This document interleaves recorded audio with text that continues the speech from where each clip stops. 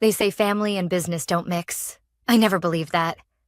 Until the day my brother fired me. My name is Lily Maddox, and for the past 12 years, I was the director of operations at Maddox Company, a third-generation logistics company our grandfather started with a single delivery truck in 1958. My office wasn't flashy. No floor-to-ceiling windows or leather chairs.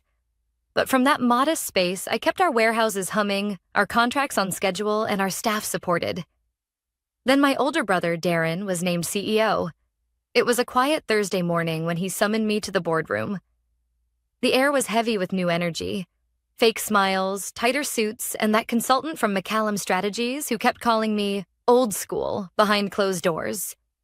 Darren stood at the head of the table, flanked by 2 board members and 1 legal advisor. "Lily," he began, not meeting my eyes, "you've done good work here. But the company is entering a new phase. We need leadership that reflects our future, not our past." I blinked. "Is this a restructuring conversation?" "It's a termination conversation," he said flatly. "Effective immediately. You're no longer needed here, little sister." The words didn't register at first. I looked around, expecting someone to speak up, to object. No one did. "After everything," I started, my voice cracking before I could stop it. 12 years, Darren. I built this company with you." He shrugged. "You did your part. Now let the professionals take over." He slid a folder toward me. Severance package, NDA, non-compete clause. All pre-signed. I closed the folder slowly and stood. "What about the vendor transition plans? The international licensing agreement? The Portwell contract?" "We'll manage," he said, his tone dismissive. That word echoed in my head like a hammer strike. Manage. I didn't cry. I didn't beg. I picked up the photo of our grandfather on my desk, him standing in front of his first truck in a worn jacket, grinning, and walked out. That afternoon, as I packed my things, Amanda from accounting knocked gently on my door. She didn't say much, just stood there and mouthed, "I'm sorry." I nodded, but inside something had shifted. Not grief, not even anger. It was clarity. Darren thought I was replaceable. What he didn't know, what he hadn't cared to learn, was that for the past 18 months, I'd been working closely with our largest vendor, SwiftLink Logistics, to develop a proprietary scheduling system that saved them nearly $3 million in annual shipping errors. That contract wasn't with Maddox Company. It was with me. See, our grandfather always said, "Don't just build your name. Build your leverage." It was advice I took to heart. While Darren was busy whining and dining investors, I was in the trenches building real relationships, ones that mattered. When I left the building that day, I didn't just walk away from a job. I walked into an opportunity Darren never saw coming. The next morning, I met with Marcus Ellington, the CEO of SwiftLink. He greeted me with a firm handshake and a sympathetic smile.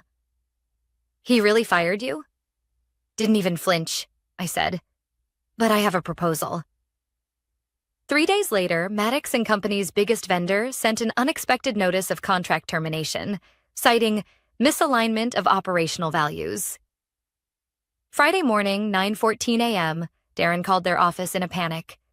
He didn't get Marcus. He got me. "Hello?" he barked, clearly expecting someone else. "This is Lily Maddox," I said evenly, "the new CEO of Ellington Maddox Logistics." Silence. "I believe you were calling about your canceled shipments?" For a man who always loved the sound of his own voice, Darren was shockingly quiet. I could almost hear his thoughts racing through the phone, trying to piece it all together. Ellington Maddox Logistics. My voice on the other end. His top vendor now answering to me. I think there's been some confusion," he stammered finally.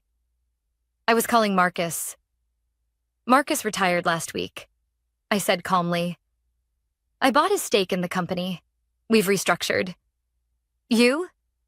His voice climbed with disbelief. "You're running SwiftLink now?" "Ellington Maddox Logistics," I corrected. "And yes, you fired me, Darren. I had some free time.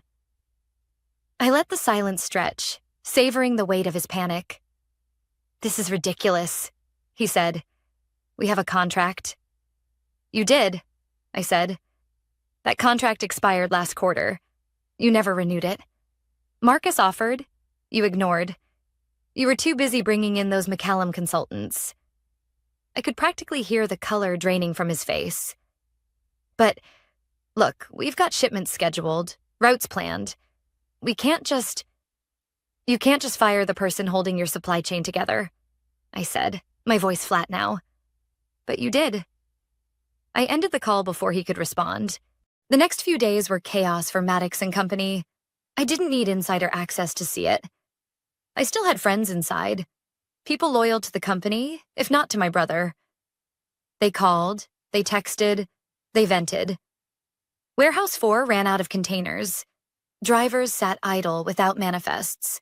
2 international clients received wrong shipments and began preparing penalty claims. And still, Darren refused to call me again. Instead, he scrambled to find a replacement vendor. But here's the thing about relationships. They're built on time, trust, and consistency, not quick deals made out of desperation. He called Freight North, then Transjet, then Ocean Path. Each gave him the same answer: no capacity. It wasn't personal. It was just business. Or so it seemed. The truth was, I'd quietly built a new coalition. 5 logistics companies who were tired of Darren's dismissiveness, his short tempers, and his broken promises. Together, we shared routes, staff, and most importantly, information. Darren hadn't just lost a vendor. He'd lost access. My father called that Friday evening, first time since the firing. I don't want to get in the middle of this, he said, but your brother is under pressure. I'm aware, I said. He's not sleeping. The board's questioning him. We've lost 3 major contracts this week. I know, I said again. He was quiet for a moment. Lily, you always said you didn't want the spotlight. I still don't. Then why are you doing this? I sighed. I'm not sabotaging Darren. I'm protecting what matters. People, clients, reputation. He left those things in my hands for 12 years and never learned how to hold them himself. My father didn't reply. Not because he disagreed, but because he knew I was right. 3 days later, I walked into a meeting room at the Ellington Maddox headquarters, a modest space near the Boston Harbor where everything smelled like fresh paint and possibility. My assistant, Nina, handed me a folder. Update on the vendor expansion plan, she said. Also, 3 of your former warehouse managers are asking to join us. They've already resigned. I opened the folder slowly. Inside were applications, resumes, and handwritten notes from people I'd trained, coached, and believed in. People Darren had sidelined or overlooked. You think they're ready? I asked. Nina smiled. They said, wherever Lily goes, we go. It wasn't revenge, I felt. It was something steadier, stronger, momentum. That week, Maddox & Company's stock dipped 7% after a supply chain analyst flagged significant disruptions in their vendor operations. Industry newsletters picked up the story. They speculated about instability, mismanagement, rumors of layoffs. And then came the Whisper Network. Lily Maddox didn't disappear. She's back. And she's building something. I never confirmed anything. I didn't need to. People saw the writing on the wall. Darren, meanwhile, doubled down. Publicly, he insisted things were fine.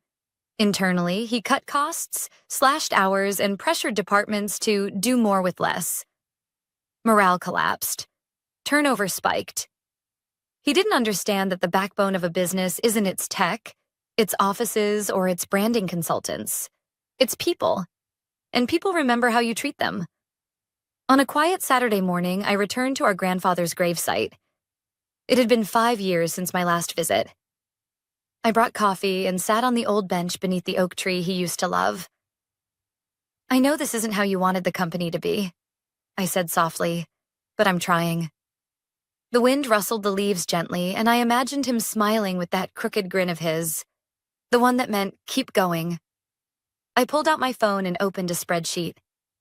Numbers, routes, margins, all of it humming like a song I knew by heart. One by one, the pieces were coming together. And Darren hadn't even noticed the storm was just beginning.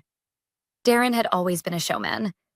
Even when we were kids, he'd line up our cousins in the backyard and announce himself as captain before assigning chores like they were combat missions. He loved attention, craved admiration, and as CEO, he assumed the same instincts would keep him safe. But business isn't a talent show, and the spotlight can turn cruel when results don't follow the performance. By mid-month, cracks in Darren's leadership were no longer rumors. They were reality. His flashy new consultants from McCallum Strategies had promised efficiency and scalability. Instead, they'd slashed frontline staff, renegotiated supplier terms without understanding the service demands, and replaced key warehouse systems with a platform no one could operate without a week-long training session. Deliveries were late. Clients were furious. And internally, employees were starting to whisper what no one had dared to say aloud. Maybe Lily was the one actually running things. It was a Tuesday morning when I got a call from Vanessa, one of the board members I hadn't spoken to since my firing. "I hope you don't mind me reaching out," she said cautiously. "Not at all," I replied, curious. "Is it true?" she asked. "About you and Ellington Maddox?" I didn't answer directly. "Why are you asking?" She sighed. "Because we have a problem. Darren briefed us last night. Our 4 largest clients are threatening to leave. He blamed vendor issues, but those issues started after he fired the person managing those relationships." I finished for her. "Exactly." There was a pause. "Would you ever consider returning to Maddox Company?" I didn't hesitate. "No." Another pause. "Not even in a leadership role?" "I'm not interested in cleaning up someone else's mess," I said gently, especially when I warned them not to make it in the first place. She didn't argue. "I thought you should know. There's a special board session Friday. Performance review. It's not going to be pretty." I thanked her and hung up, my thoughts already racing. Darren wouldn't see it coming. And that was the problem. That afternoon, I sat down with my legal advisor, Eva Chen, at a quiet downtown cafe. I'd brought a thick folder of documents, partnership agreements, growth projections, and client feedback. "I want to make sure we're protected," I told her. "This isn't just about competition anymore. It's about legacy." Eva flipped through the pages, nodding. "These contracts are rock solid. You're not just growing, you're becoming the alternative." "That's the idea." She glanced up. "You do know Darren might try to sue, right? For interference, IP theft, whatever he can come up with." I smiled faintly. "Let him try. I didn't take a single client. They came to me." And that was true. I hadn't poached. I hadn't whispered behind doors. I'd simply stood still while everything Darren built began to crumble under its own weight. Meanwhile, inside Maddox Company, things were unraveling faster than the PR team could spin. A photo surfaced on LinkedIn of me shaking hands with the COO of Carrington and Ellis, our former largest client. The caption, "New partnerships, new possibilities." Within hours, industry forums exploded. Darren's leadership was called reckless. Maddox Company was labeled unstable. And suddenly, a quiet wave of resignations swept through the company. Middle managers, drivers, logistics coordinators, the people who made things work. Most of them came to me. That Friday, Darren stood before the board. 10 people who had once praised his vision. Now they wanted explanations. He opened with a rehearsed speech about temporary disruptions and agile pivots. But the numbers didn't lie. Net revenue had dropped 14% in 6 weeks. Client retention was spiraling. Internal surveys showed employee satisfaction had hit an all-time low. Then came the final blow. Vanessa passed around a report compiled by a third-party analyst.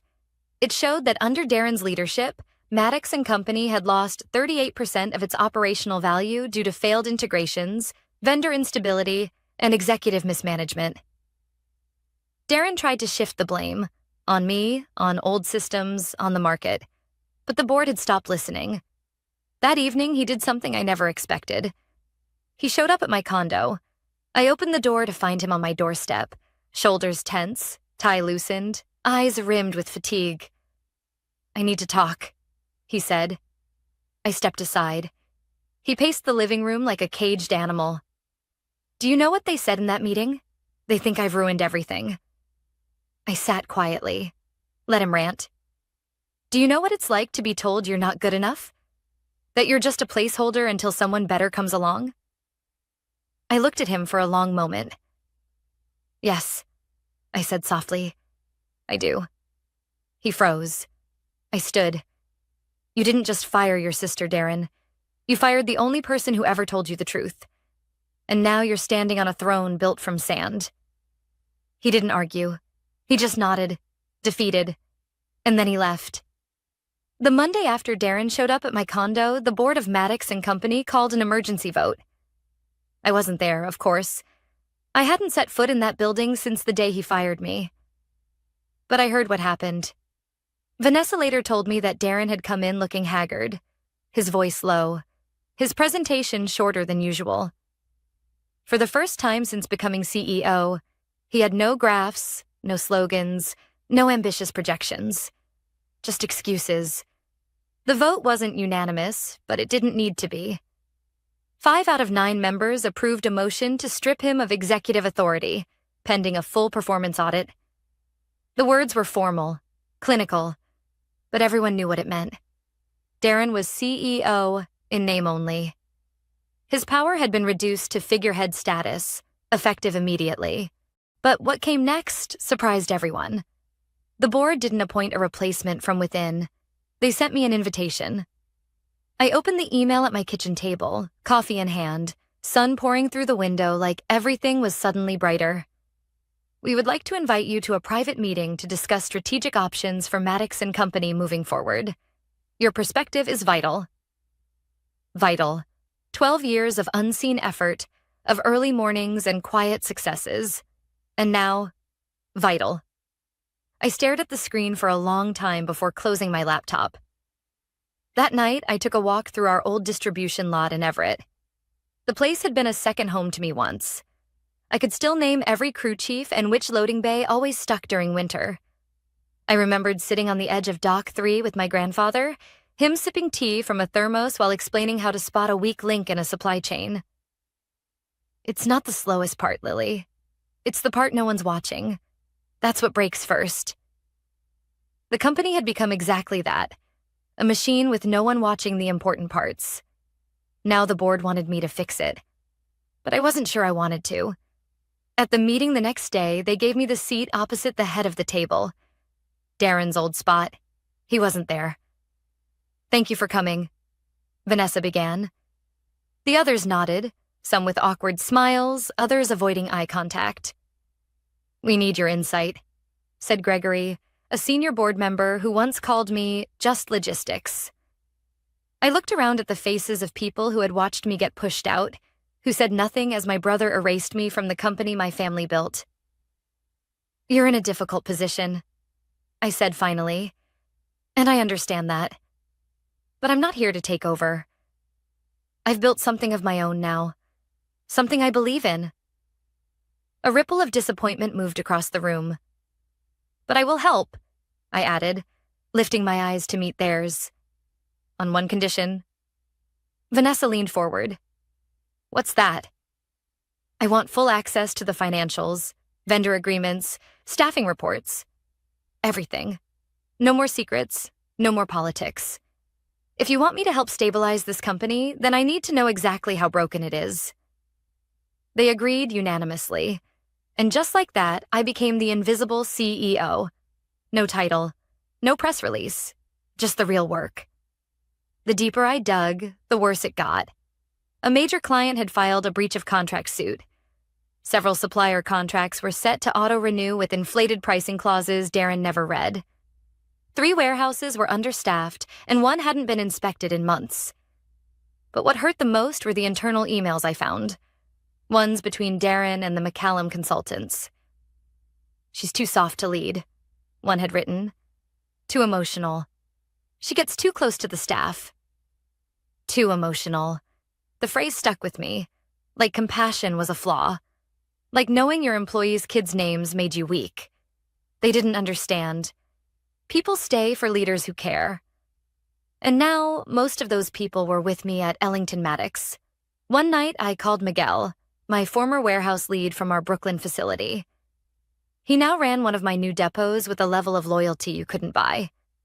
"Do you think we could support a temporary supply boost?" I asked. He didn't even hesitate. "For Maddox?" "Yes, but they don't know it's from us." He laughed. "You really are your grandfather's granddaughter." We rerouted inventory, quietly covered routes, sent backup trucks to clients still under Maddox's banner. No press, no signatures, just help. Sometimes revenge wasn't loud. Sometimes it was kindness withheld, then returned on your own terms. A week later, I received a message from Darren. "Thank you. I know it was you." Just 7 words.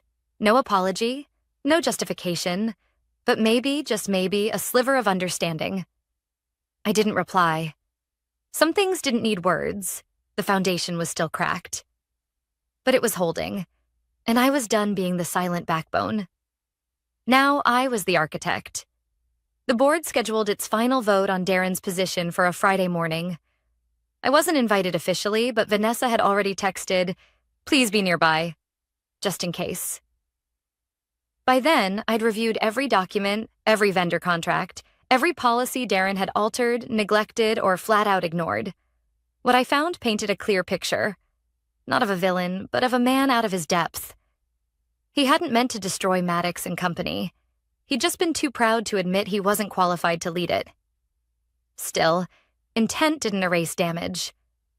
That morning, I sat across the street in a small cafe with my laptop open and my phone silent, sipping tea and watching the glass-fronted office building that had once been my second home.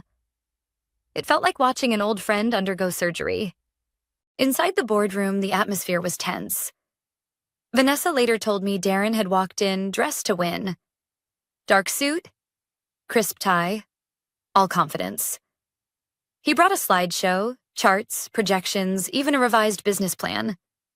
The problem? It was too late. The numbers were in. The clients were gone. And the trust? Shattered. What none of them expected, though, was Darren's final move. "I've secured a private investor," he announced as he clicked to the last slide. "Willing to inject $4.2 million in exchange for a minority stake and a seat on the board." That got their attention. Gregory leaned forward. "Who's the investor?" Darren hesitated. "I'm not at liberty to name them until the vote is complete." And that was his mistake. The board smelled the bluff immediately. It was a desperate play, one designed to make them hesitate. But the board didn't need hesitation. They needed leadership. And Darren, no matter how well dressed, no longer inspired confidence. The vote was called. 7 votes, 6 to remove him. 1 abstention. Vanessa. She told me later, "I didn't vote because I didn't want to be the one to push him over the edge, but I also didn't want to save him." Darren was officially out. 2 hours later, I got a call from the board chair. "We've appointed an interim leadership committee, but we'd like to bring you in. Formally this time." "Under what terms?" I asked. "We're open to negotiation." I closed my laptop and exhaled. The moment I had imagined for weeks was here. The company that cast me out now wanted me to return and rebuild what Darren broke. But I wasn't the same person they fired. I'd built something better, more agile, more personal, and more respected. Ellington Maddox wasn't just successful. It was admired. So I asked for something bold. "I want joint ownership," I said. "A controlling interest in Maddox and Company equal to the board's total. You want me to rebuild the company? I want to own the foundation this time." There was silence. I'll bring over my team, offer client stability, reestablish vendor trust, and restore our reputation, I continued. But I don't report to anyone who once stayed silent when I was pushed out. To my surprise, they didn't reject the offer. They asked for a proposal. That night, I met Darren one last time.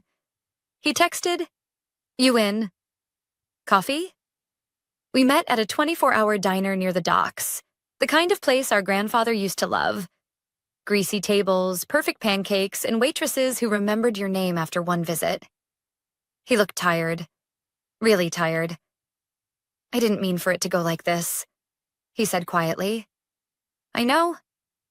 I thought you'd always be in the background, holding things together, that I'd take us forward." "You didn't take us anywhere, Darren. You walked ahead without checking if anyone was following." He nodded slowly.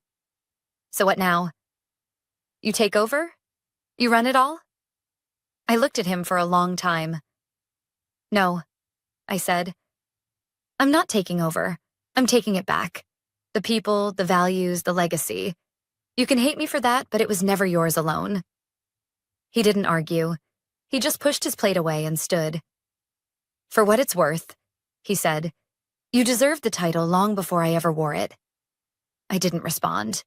Some things didn't need answering. The next morning, I met with my attorney, finalized the proposal, and submitted it to the board. By week's end, it was approved. Maddox & Company would merge with Ellington Maddox under a dual-brand transition. I would lead the new entity as managing director, with full control over restructuring, staff retention, and client relations. There were headlines, industry blogs, quiet congratulations from people who once called me too soft. I didn't care about any of it. What mattered most was the staff meeting I held the following Monday. I stood at the front of the room, same room Darren had fired me in, and looked out over a sea of faces I hadn't seen in months. "I'm not here to celebrate," I said. "I'm here to rebuild. With you." A murmur ran through the crowd. I know it's been broken, and I know who broke it. But more importantly, I know who held it together as long as they could. There were tears, and applause, and quiet smiles. This wasn't revenge. This was restoration. 6 months after the merger, I walked through the newly redesigned Maddox & Company headquarters with a coffee in one hand and a hard hat in the other. The building was alive again. Voices carried from open-plan departments. Forklifts beeped rhythmically in the distance. There were new hires, returning veterans, and familiar faces I hadn't seen since the day I was fired. They didn't whisper anymore. They smiled, stopped me in hallways, asked questions, shared wins. And in return, I made one promise. No corner office, no closed doors. Leadership wouldn't be a title. It would be a presence. The new Maddox wasn't flashy, but it was resilient. We reinvested in employee training, reinstated full benefits, and launched a rotating leadership program to develop future managers from within. The company was finally becoming what it should have been all along. Not a dynasty of power, but a platform for people. That fall, I attended a logistics summit in Chicago. On the last evening, I was asked to speak on a panel titled Resilience in Legacy Businesses. When it was my turn, the moderator asked, "What's the most important lesson you've learned since taking over your family company?" I didn't hesitate. "Legacy isn't what you inherit," I said. "It's what you build when no one's watching." There was a long pause, followed by quiet applause. Not because it was a flashy answer, but because it was true. That winter, I received a letter from Darren. A real letter. Not an email. Not a text. It was short, handwritten in that stiff, overly neat way he always wrote when he was nervous. "Lily, I've taken a role with a nonprofit focused on mentorship for underprivileged youth. I'm learning how to listen. Finally, I just wanted to say thank you for holding the family together, even when I didn't deserve to be part of it." I folded the note carefully and placed it in the drawer of my desk, next to our grandfather's pocket watch and a photo of the original delivery truck, taken in 1959. Forgiveness, I was learning, didn't always need to be spoken aloud. Sometimes it was just a door you quietly left unlocked.